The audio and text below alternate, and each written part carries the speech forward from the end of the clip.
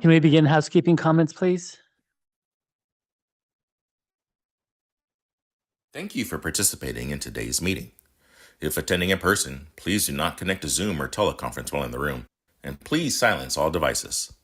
If translation is provided, click on the globe at the bottom of your screen to select either English or Spanish.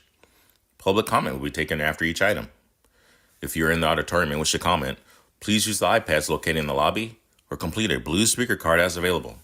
If you need assistance, please find a South Coast AQMD employee. Speakers may be limited to a total of 3 minutes or less for all agenda items. Times may be shortened to ensure all speakers can be heard. A countdown timer will be displayed on the screen for each public comment. More time will be allotted for Spanish translation that is not simultaneous. For questions or issues on making a public comment, please call the public advisor at 909-396-2432. That's 909-396-2432. Please adhere to the speaker time limit and treat others with courtesy, civility, and respect. Failure to do so can result in your mic being muted or you being removed from the meeting. Be aware that this meeting is being recorded. By participating, you authorize recording of audio and visual content presented during the live event and consent to subsequent use of the recording in the public domain by South Coast AQMD.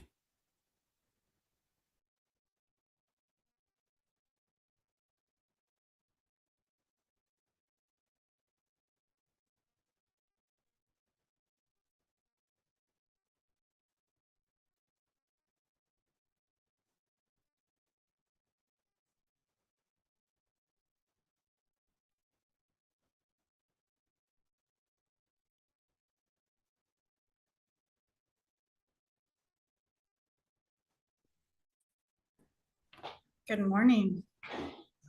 Good morning. Good morning. Are we ready to start? Yes, we just read the instructions. Okay, great. All right, I'll call the meeting to order. Can we get a roll call, please?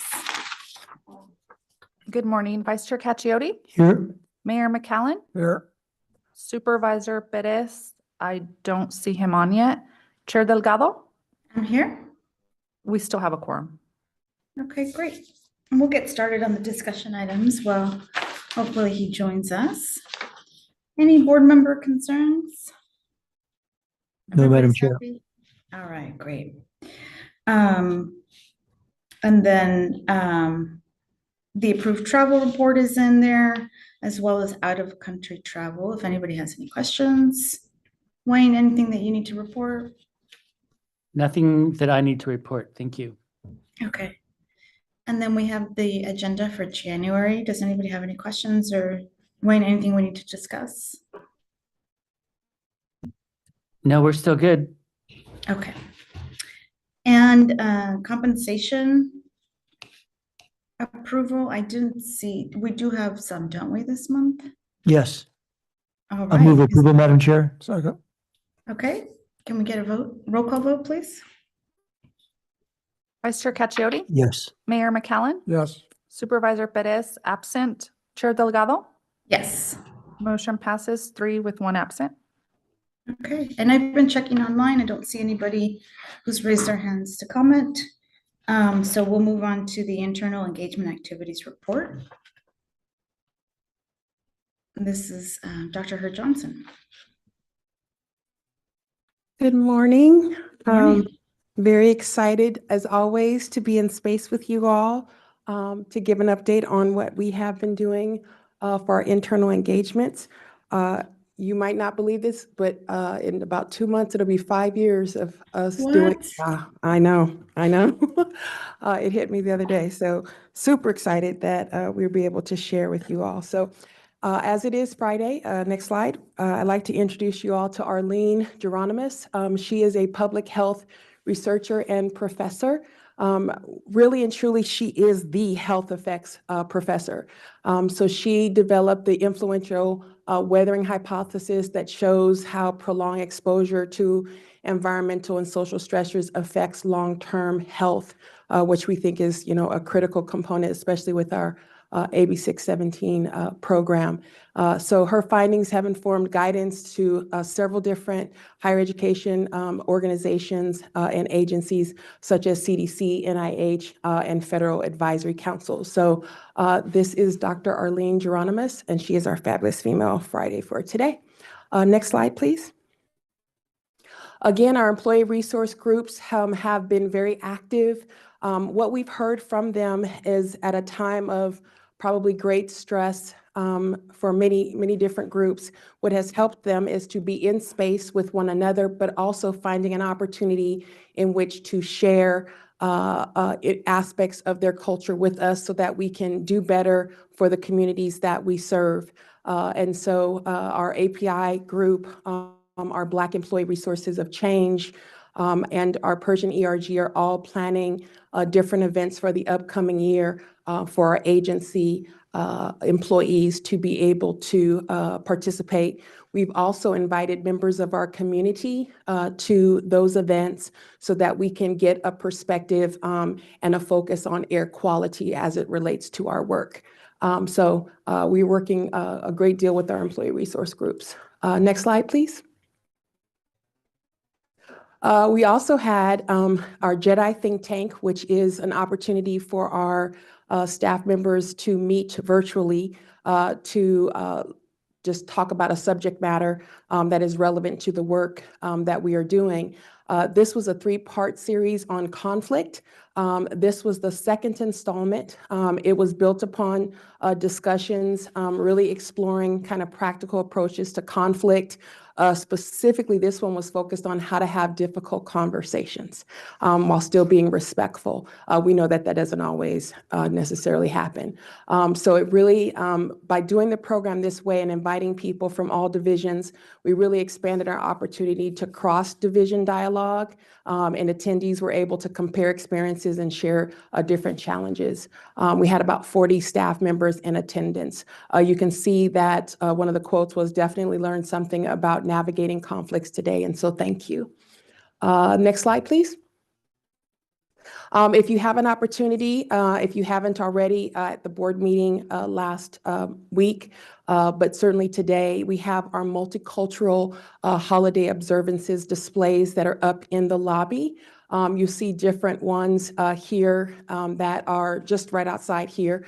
What we appreciate about this is probably our 4th year of doing this. Staff members have actually brought things from home or donated things to us so that they could make sure to see how different people celebrate all the different cultural holidays. Next slide. So St. Lucia, Hanukkah, Los Posados, Soyal, which is a Hopi winter solstice ceremony. Next slide, please. We have Yalda, Yule, Christmas, and Kwanzaa. We also have a Christmas tree out there as well. There are several members of the public who have commented to our staff via notes that were sent in the mail or via email that let us know that when they come into the agency and they're able to see these displays, it makes them feel good also about AQMD to see such displays in there. Next slide, please. So these are a couple more, La Bafana, Das Moche, and Butter Sculpture Festival. So again, we really appreciate the feedback that we get from the community and all our staff about these as well. Next slide. And then lastly, what we are doing also with our infographics is our team has worked really hard to create information that we share every week that shows the multitude of different holidays that folks celebrate with some background and information. And so it started with Thanksgiving and Advent, and then each week on Tuesdays, we share different holidays which people can learn a little bit more about those. Next slide. Thank you so much. All right, thank you so much. Anybody have any questions for Dr. Her Johnson? No? All right, thank you for your report and congratulations on almost 5 years. Thank you. All right, next item is Ron. I still don't see any hands raised, by the way. Who'll give us a status report on major projects upcoming and information management. Good morning, Chair and members of the committee. Ron Moskowitz, Chief Information Officer and Deputy Executive Officer over Information Management. We successfully deployed updates for AB 2766 Subvention Fund Program for fiscal year 24-25. My team upgraded the system and modified the application to reflect emissions calculation changes for fiscal year 24-25 requirements. Additionally, all auto-generated emails for completed reports will now be archived for reference. We also completed the data integration for benefits open enrollment. The data collected through the system was verified and loaded into PeopleSoft benefits and payroll modules in time for the payroll processing deadline for pay period 26. We also deployed several emergency updates to the Invest Clean website. And finally, we modernized over 90 pages on our website content management system to mitigate potential cybersecurity threats. Everything else is on schedule, and I'm happy to answer any questions. Thank you, Ron. Questions? All right, you guys have been busy. Thank you, Ron. The next item is Sujata's report on RFQs and RFPs scheduled for January. Good morning, Chair. Good morning, members of the committee. Sujata Jain, Chief Financial Officer.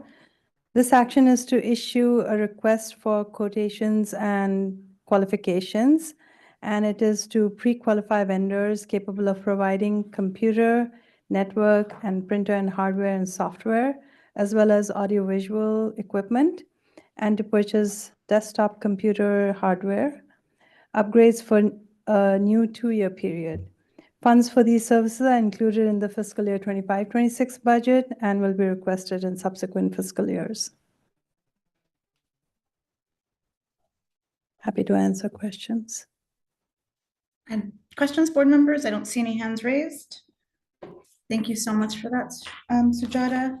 That takes us to items 9 and 10, which are action items. Wayne, do you want to guide us on item number 9? Yes, thank you, Madam Chair. As you recall, when we last met, we talked about some staff recommendations regarding the committees and the advisory groups. At the time we had a discussion, there was a desire to perhaps look a little bit more closely at some of these committees. So if we can go to the first slide, please.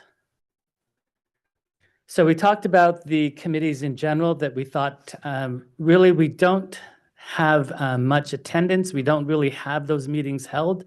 Most of those meetings subjects are held in other committees.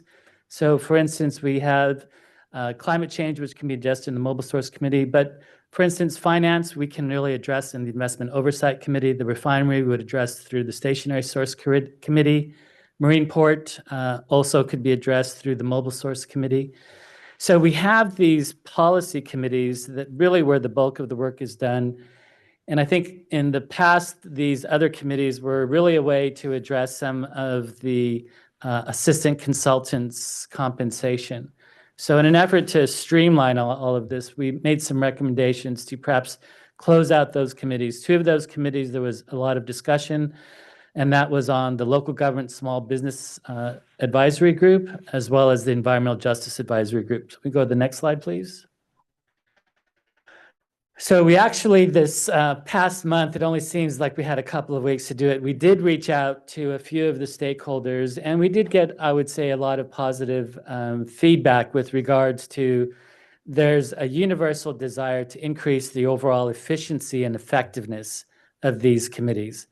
And there was a recognition that there are quorum challenges. But there was, I would say, in general, an expression of let's try to fix this rather than try to simply move it out. And we were trying to get people to focus on the policy committees. But given the recommendations that we heard from committee and what we've heard from the few people that we've had a chance to talk with, we want to continue to do some more outreach. And if we go to the next slide, please.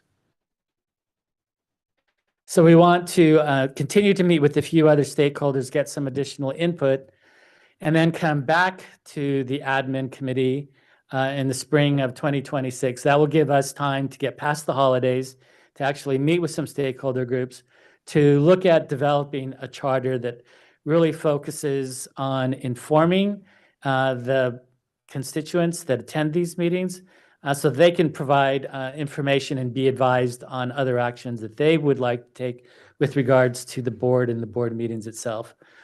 We're hoping to be able to define the purpose. I think one of the things that we heard was that perhaps there's a misunderstanding of what these committees do.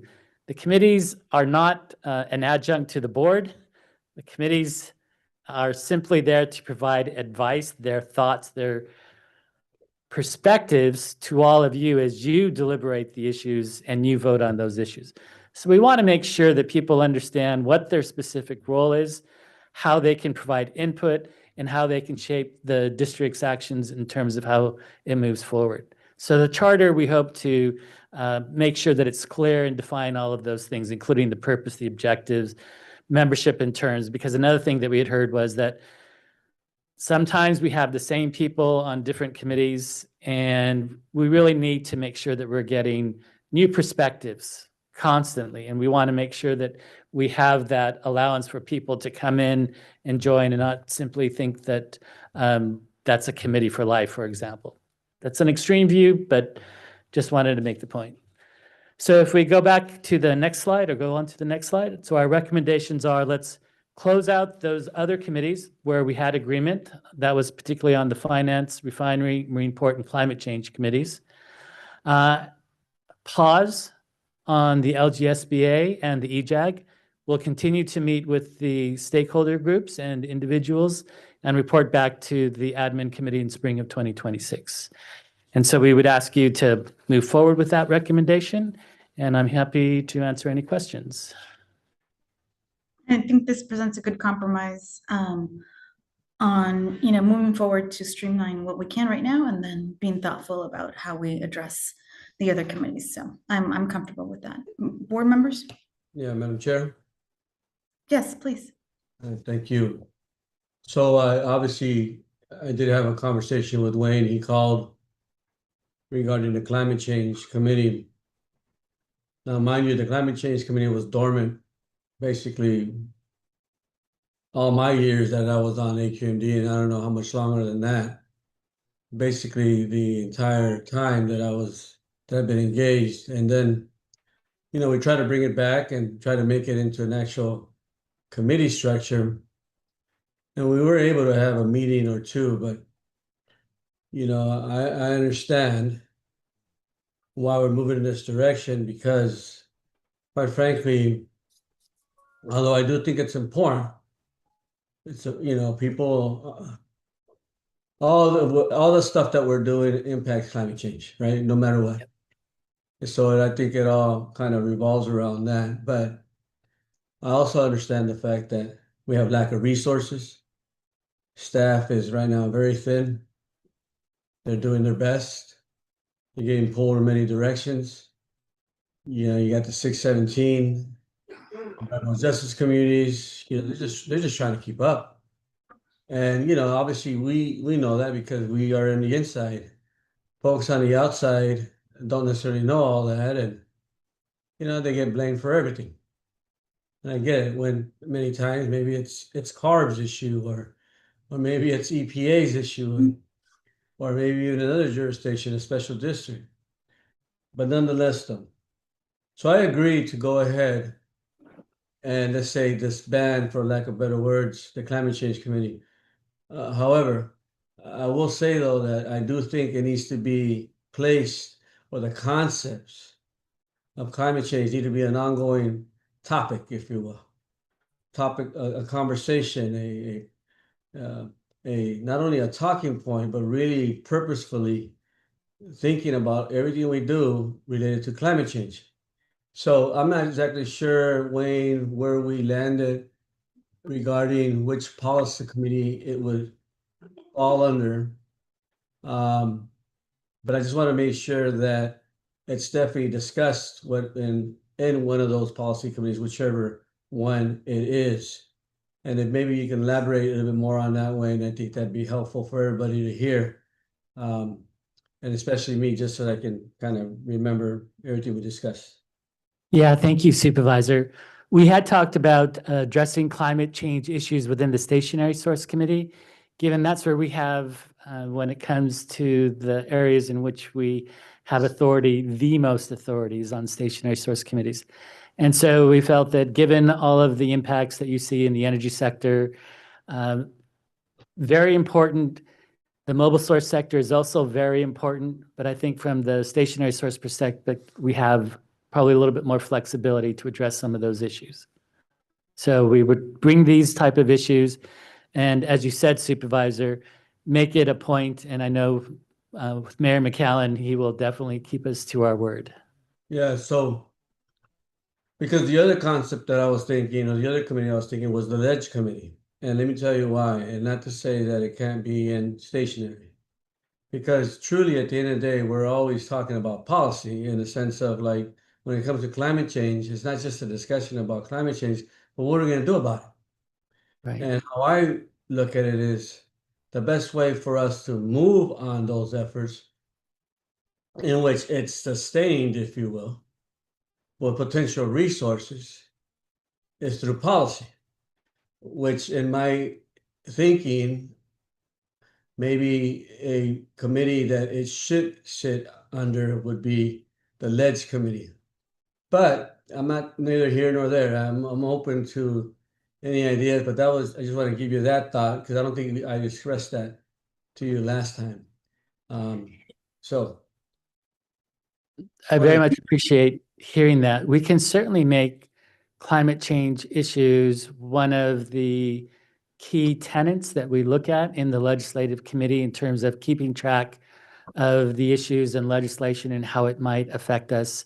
And in particular, things that, you know, we really focus on are the co-benefit aspects of a lot of the climate work, where as you move toward more of a zero emissions true climate benefit, we get the co-benefits in terms of criteria pollutant reductions, NOx, things like that. So we can definitely include that within the legislature. It is certainly something that we look at in terms of what's being done both in the legislature, the state legislature, as well as Congress, because that does have a potential impact, whether it be on funding, whether it be on policy, whether it be on authority, a lot of those issues. So clearly, Supervisor, we will make it a priority within the legislature.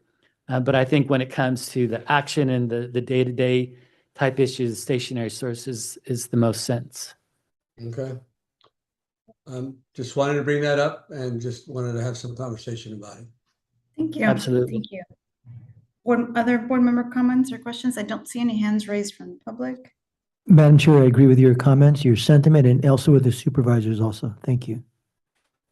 Ditto. Okay, is there a motion?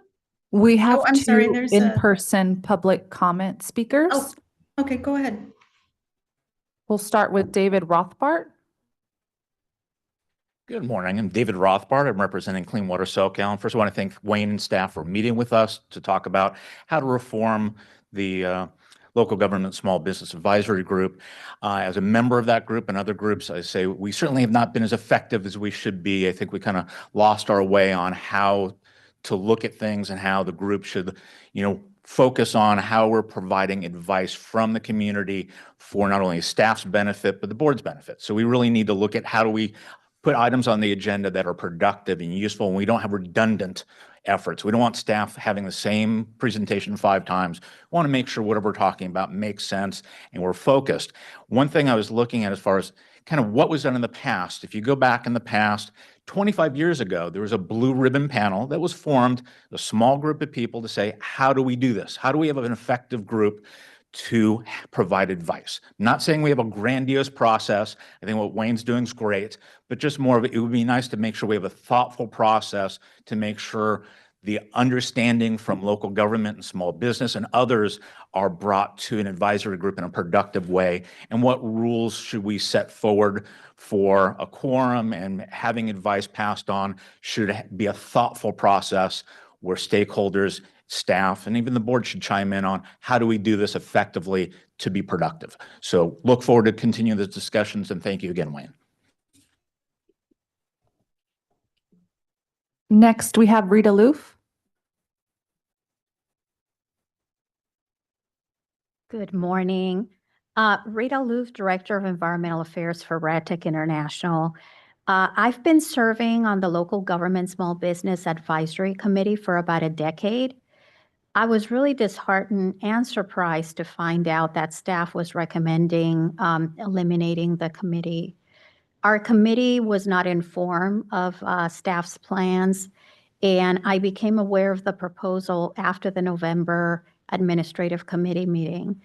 The LGSBA committee is essentially the only forum for business to participate in district committees.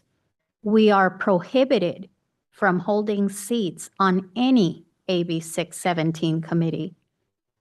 I am glad that there will be a pause to consider some type of policy group. I think the permit streamlining group has been successful, and a policy streamlining group can have the same success. The proposal to eliminate the advisory group sends the message that the district does not want to collaborate with the regulated community and with local government. We may not always agree on everything, but there should be a forum conducive to conversations. Some of the issues are very complex, and it is very difficult to resolve them through 1.5 minutes of public comments. I know that staff has a lot on their plate, but I think eliminating forums for input from businesses will result in more work down the line as issues escalate into the boardroom. Many of us on the committee agree that reforms are needed so that we can be more effective, but that's not the committee's fault. Please do not eliminate the LGSBA group. Thank you. If I could just state, thank you so much, both of you, for attending. This was my idea. It was not staff's fault. And I think in my hubris to try to finish whatever I could while being chair, I probably rushed this one a little. So I appreciate the fact that we're going to table the continuance of the other two committees till spring. All right, we have 3 speakers who have signed up online. So Curtis Coleman.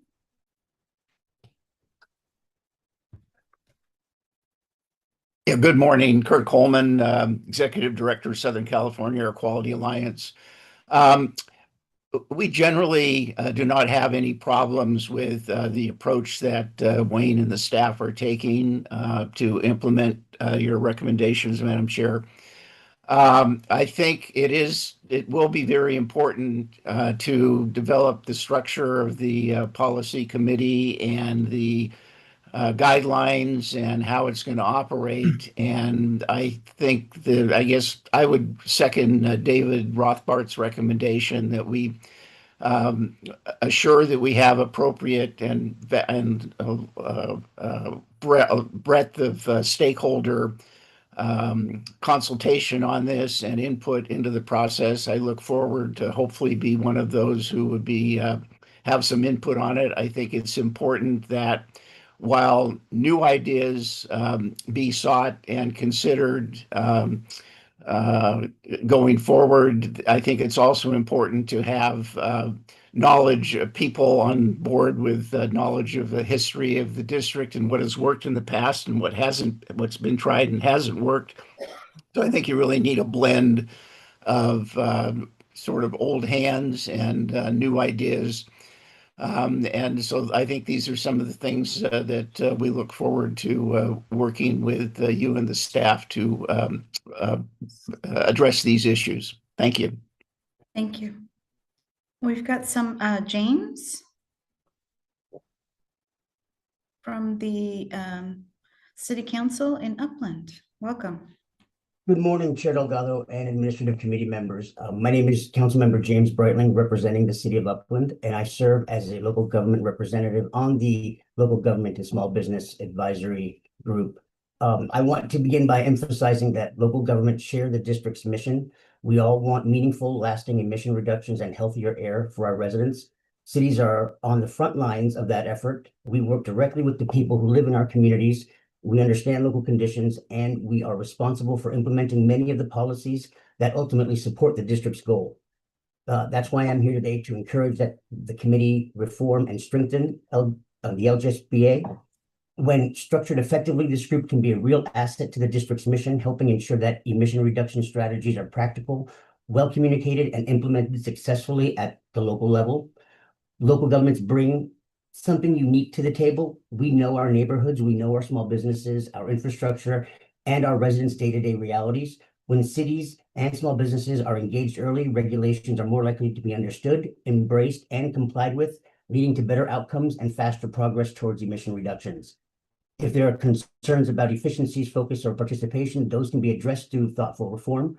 Other air districts have done exactly that by clarifying responsibilities, setting clear expectations, and aligning advisory groups more closely with rule development and implementation. Those changes make advisory bodies more effective partners and not obstacles. A reformed LGSBA can help the district by identifying implementation challenges early, improving compliance, assistance, and outreach, and strengthening trust between the district and the communities it serves. That kind of collaboration doesn't slow progress. It helps ensure that policies actually deliver the emissions reduction that we all want. So I wanted to thank the committee for my time today, and I look forward to where this committee moves forward with its recommendations in the fall. I'm sorry, in the spring of 2006. Thank you. Thank you. Thank you for your service. And then we have one final speaker, Bill Lamar. Hi, can you hear me? Yes. Can you hear me? Yes. Yes, we can hear you. Oh, thank you. Good morning. I'm Bill Lamar, Executive Director of the California Alliance of Small Business Associations, and I'm also the only remaining member of the district's 7-member Blue Ribbon Panel, which was created in 2001 to review and make recommendations to improve the operations of your advisory groups. I want to thank Wayne and his team for meeting with us last week and discuss our concerns about retaining and revamping LGSBAG rather than to end it. This is the only forum left where businesses and local governments can engage board members and staff on matters involving key rulemakings, enforcement, community outreach, and more in a venue that is conversational and not regulated by a time clock that only allows us a minute or two to speak on matters that are important to us. As a former member of the original Blue Ribbon Panel and a member of the LGSBAG, I would like to offer my services and experience in developing the charter for this new policy group so that we can serve your needs more effectively and efficiently. Thank you. Thank you so much for those comments. All right, I don't see any other hands raised. Is there anybody else in the auditorium? Madam Chair, Please go ahead. I might, excuse me, it's important that we do receive input from small business, from our local government, and from our environmental communities. And I'm encouraged by the concept that's being put forward by staff, and look forward to seeing the results next spring. Thank you. Is there a motion or any other discussion? Just quick discussion, Madam Chair. I'm just for a question for Wayne, maybe. Wayne, and I support this whole discussion. I know at the city level, local level, we have a number of local advisory committees, Parks Commission, Natural Resources Commission, Senior, and we've gone through this project. And Chair, I thank you for having the courage to start this. We did it at the city level. We got so much pushback, but we really streamlined the process and made it clear these are advisory committees. It's not, like you said, not an adjunct. You're not making laws. It's important for people to understand that. But Wayne, what are the other districts doing with regard to these type of groups? Do all the other air districts have similar structure or no? I'm just curious. Well, I was interested when I heard Councilmember Brightling mention other districts. To the best of my knowledge, and I meet with the other 35 air pollution control officers monthly, no other district has the type of committees and meets as often as the South Coast AQMD does. We have a number of standing committees. You all meet not only on the board meeting, but on those committee meetings. No other district. The only other one that I can think of that is even close might be Bay Area, but they don't even have the committees they're trying to now that, Dr. Fine is there. He's trying to replicate some of the practices that we've had here at South Coast. I think from my perspective, the policy committee, the stationary, the mobile source, the technology, the ledge committee, those are the committees that you all sit on, that you hear directly from constituents. I'm not aware of any time that you as members of those committees limited access to yourself to discuss any policy issues. Certainly the timing that we get during the actual committee meetings, I know that you all are respectful of the amount of time that's allocated to the next committee's time frame and things like that, but I know that you all have taken the time to meet with individuals. There are a number of other groups that are effective at providing their membership's views. Our position is that those views should be directly heard in the committee. And that's why we had made the recommendations. You need to hear those. The challenge that we have is we're presenting committee information to you as the policy committee, but then also providing information that comes after the fact that we present to you. And I think we've heard a desire, well, we want to have that information at the same time. It's like, that's never going to happen. The policy committee will always hear the information first, and then we will meet with other groups and move forward. I myself would like to see more engagement with the policy committees because that's where the action takes place. That's where you all can hear directly. And if you want more time in those committee meetings, we can certainly work to accommodate that. Be that as it may, we will certainly work to revise how this committee functions. I think we've already heard a lot of good ideas. And so we're going to meet with the various stakeholders to hear their thoughts in terms of how we can move forward. And I think that one of the other key challenges that we want to do is we want to make sure that the meetings are efficient in terms of how do we deal with quorums? How do we deal with issues that are raised where perhaps a quorum hasn't been met? Things like that, I think, is very important. And again, that's where I go back to, if you go to the policy committee, you don't have to worry about quorum. You deal directly with those issues with the board members that are assigned to engage and to review and assist in those matters.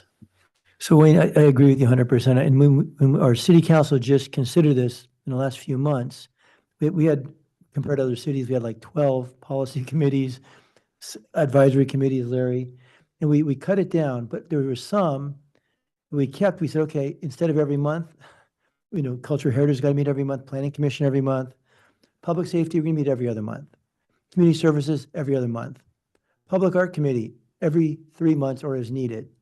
So we kept the engagement, but we don't have like our staff. We don't have staff every night to sit there 6 to 9 o'clock, all these different committees. So we just pared it down and limited, not every month because it's unnecessary. And like you said, you can come to the council meeting and do that. So I like the way it's going. I'm supportive. I appreciate that. I think the challenge and where we are now in meeting quarterly is that when we all are engaged in rulemaking, things are happening fast. Yeah. And if you're meeting every other month, every quarter, it's difficult for that committee. And again, that's part of why we're trying to encourage, go directly to the policy committee. That's where things are happening now, and that's where your input is most critical. So I still want to encourage people to attend those policy committees, make their views known. If there's a desire to have greater time, make that known, and we can address that issue. It's just a little bit more difficult when we're meeting every other month or a quarter. But those are the kind of things that I think we need to work out with the different groups, the different views. And so we want to make sure that we get all of those different views, perspectives, and put forward a group that's truly helpful and really gives people the forum that they believe is most helpful to them. Although I will still say, go to the policy committee. That's going to be the most helpful. Well, and the other thing, if I might chime in, is my door is always open. I always try to listen to whoever wants to talk to me on any issues, whether it's business, labor, or local elected officials or environmental groups. So my door is open and I'm willing to speak to anybody, so. Yes, I think we're all the same on that front. So, all right, is there a motion on this item? Move approval? Second? All right, can we get a roll call vote, please? Vice Chair Cacchiotti, Yes. Mayor McCallum, Yes. Supervisor Perez, Yes. Chair Delgado, Yes. motion passes. All right, and we'll take this back up in the spring. Okay, I think we have our final action item, item 10, and Sujata is going to lead us through that. I'm not Sujata again. Go to the next slide. So good morning. We were here last month to talk about the allocations for the board members and their assistants. And so we did receive a fair amount of discussion and comments. And so wanted to bring to you today a couple options for you to provide some guidance to us. And we'll talk about those options. So I wanted to take a step back based on some of the comments that we received and some of the comments in regards to kind of background information. So the methodology that we have right now, it resides in our administrative code. So it's Administrative Code Section 112. And there were questions in regards to, it's like, how long have we had some of the dollar allocations? How long have they been in the admin code? And so there is a number in the admin code that has for the chair and the vice chair. And that allocation is a little over 118,000. And that was the last increase for that was fiscal year 26, 2017. And then for the board members, there's a minimum allocation, and the last update was a year after in fiscal year 27, 2018. And there were some really good questions in regards to the total allocations and if we were to do averages. And so I thought, just for perspective, it'd be good to let you know, it's like the total allocation right now for all the board members and their assistants is a little over $926,000. So next slide. Let me see. Sorry, I don't have my right contact, so I can't really see that. So I'm actually on to the slide, the bar chart.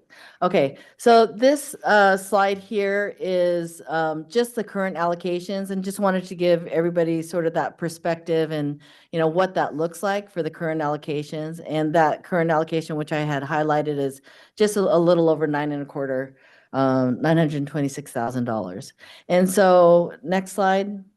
So I'm going to talk about the first option. The first option is kind of working off of where we were in November. It's a similar type of thought process that we had. What we had presented in November was there were some allocations that would be slightly higher, some allocations that would be slightly lower.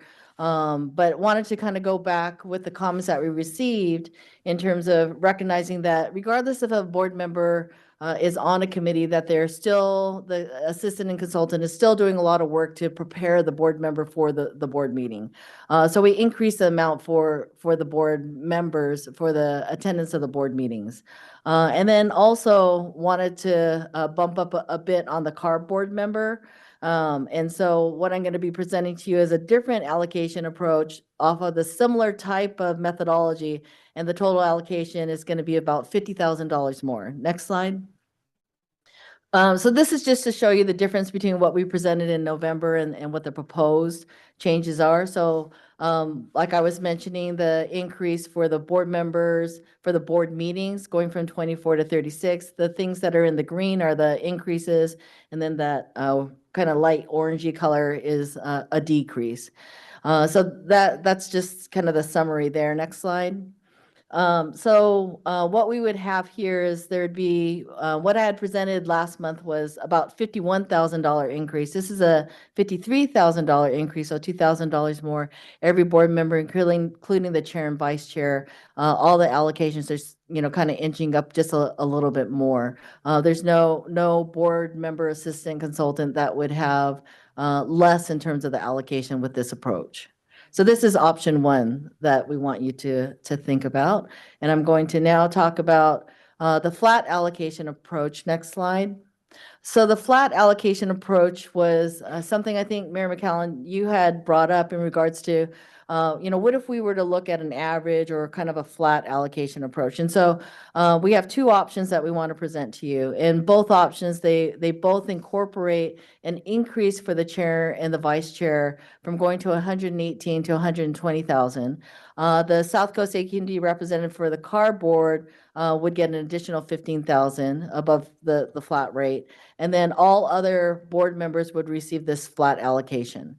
And so we have two options here. One would be looking at, it was kind of the concept of it was more of kind of like a cost neutral approach, looking at an average. But then we have the little bump up for the chair and the vice chair, and then the bump for the card board member. So the average there for all of the board members is 62,000. The increase of $17,000 is because the $2,000 more for the chair and the vice chair, plus the 15,000 for the card board member. And then option 2B is a flat rate for all board members at 75,000. That one represents a overall increase of $153,000, but what you'll see in the slide is you'll see more board members approaching, close to what their original or their current allocation is. So, yeah, next slide. So the blue bars are the current allocation. The pink is the 62,000, the average allocation, looking at the average of all board members currently, giving a 15,000 bump up for Mayor Locke Dawson, representing us on the cardboard, and then the bump up for the chair and the vice chair at 120. And then the purple line is the flat rate at 75,000. And so you still have 3 board members where their allocation would be lower than their current allocation. And then you have some board members where there's almost a doubling of the allocation. And so we wanted to just, highlight that, but bringing to you a couple options. And if you have other ideas, we're all ears there. So next slide. So we have a requested action, and we're seeking a recommendation in regards to the allocation approach. Option 1 was a similar approach that we had before, but it's much more straightforward than a point system. All the allocations are showing an increase, but it's kind of based on the level of assignments that a board member would have. The option 2A and 2B are the flat rates, the 62,000, which is the average of all board members, and the 75,000 was a bump up above the average. So that concludes my presentation, and happy to answer any questions. Thank you, Susan, not Sujata. All right. Discussion. So I did want the board to have options. I honestly don't have a recommendation necessarily, because it does impact all of us. So happy to hear whatever you all are comfortable with and recommend. I brought up the level across the board, but having thought about it and discussions with staff, I think that's probably not the best solution to it. I like the option 1 and the fact that everyone gets a bit increase, and we recognize the fact that all of the board members need their staff or their consultant to bring them up to speed on all of the issues. So raising the board member meeting from 24 to 36,000, I think, is appropriate, along with the committee chairs. And bumping up the CARB board member, I think she needs more assistance there, obviously, for what she's involved with there. So I'm very comfortable with the option 1. Okay. Vice Chair, Supervisor Perez.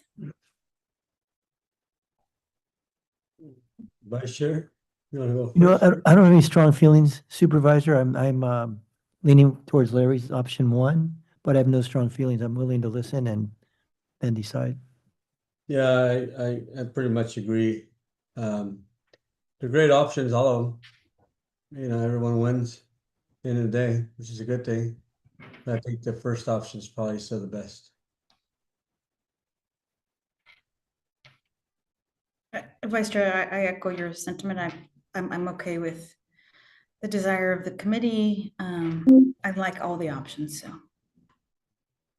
All right, so, Madam Chair, I'm not sure who else is on our committee. I think that's us four only, right? Yes. Uh, We have a vacancy. Larry, you want to make the motion since you spoke to it? Yeah, I'll make motion that we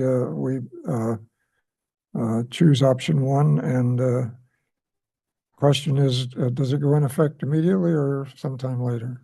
It would be for fiscal year 26, 27. Okay, And that'll give us time to work on the LGSBA, EJAG, yeah. so I'd move that we adopt option one. Second though? Second? Oh, okay. Can we get a roll call vote, please? Vice Chair Cacchiotti, Yes. Mayor McCallum, Yes. Supervisor Perez, Yes. Chair Delgado, Yes. motion passes. Madam Chair, just a question for staff. I know these amounts are considered in the budget, but a question about, I know now that our consultants are employees, they have access to benefits. Where is that in the budget? Their benefits?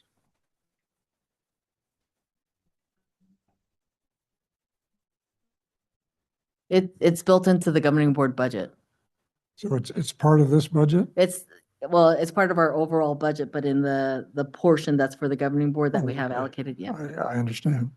Now, all of the consultants are not taking benefits, correct? That's correct. Okay, thank you. Okay. And so that's going to go before the board in January, is that correct? Or no? Yes. Okay. All right. Okay, no written reports. I don't have any other matters other than this is, I think, the last time we'll have this makeup of the committee. So I want to thank you all for being a part of it and your dedication to it. So thank you. Thank you, Madam Chair. Thank you. Thank you. All right, I'll open it up for public comments. Item number 12. If there's anybody who would like to speak on anything that we haven't covered on the agenda. Is there anybody in person who would like to speak? Nobody's coming up, Madam Chair. Okay. And I don't see any hands raised online, so we'll see you all at the next board meeting. Take care. Merry Christmas. Happy Happy holidays, holidays. everyone. Bye. Merry Okay, Christmas. bye.